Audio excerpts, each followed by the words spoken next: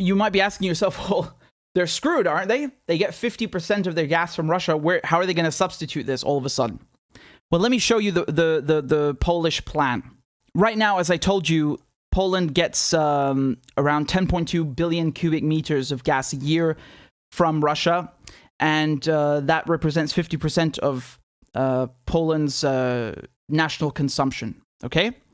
Now, here are the options that they have. So they could get 2.5 billion cubic meters from Lithuania, because this week on Sunday, on May 1st, there's a new pipeline that's opening, and I'm going to show you the pipeline on a map. The Gas Interconnection Poland-Lithuania, so just for short, it's called GIPL. So this is a new pipeline, and again, it doesn't substitute everything Russia's giving Poland, just about a quarter, okay? So just about 25%.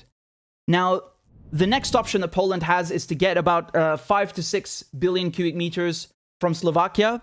This is an article from Reuters that appeared on April 22nd, and they said Slovakia says gas pipeline to Poland is almost finished.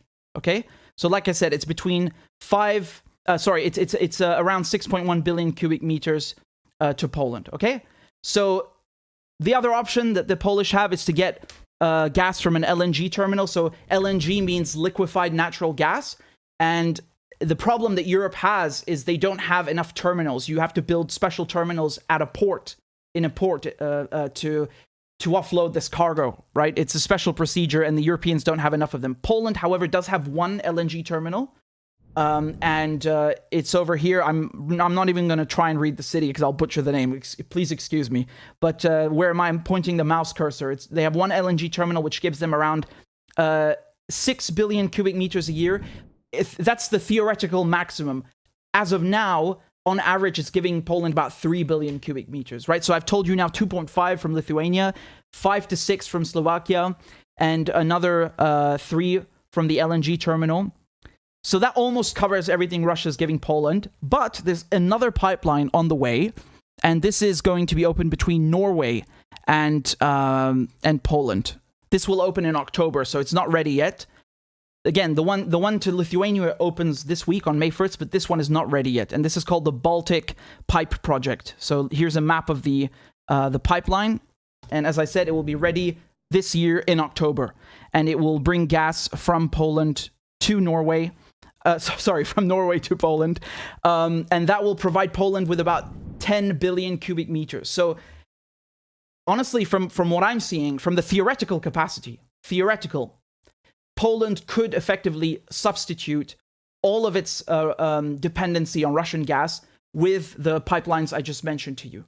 Now, obviously, this takes some time. Like I said, it's not from one day to the next, but it is something that they've envisaged in the long term, because Poland was planning on cutting off its dependence on Russian gas by the end of the year anyway, because Poland's contract with Gazprom, the Russian state-owned gas company, it ends this year at the end of 2022. So they were planning to stop that anyway.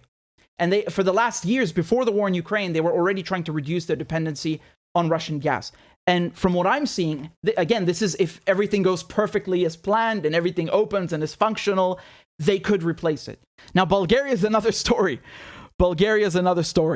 Gazprom also informed Bulgarian state gas company Bulgargaz it will halt gas supplies from Wednesday, so that's April 27th.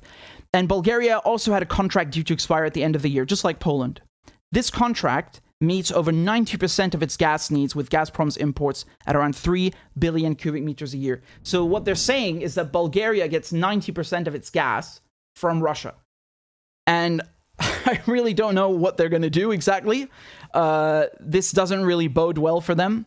This is a comment from Tom Manser. He's the head of gas analytics at a data intelligence firm, ICIS, and he said, this is a seismic warning shot by Russia. Poland has had an anti-Russia and anti-Gazprom stance for a number of years, which is not the case for Bulgaria. So to see Bulgaria also be cut off is also quite a development in its own right. Okay? So again, I don't know what the Bulgarians are going to do exactly, but for Poland, it looks like they can get away with it.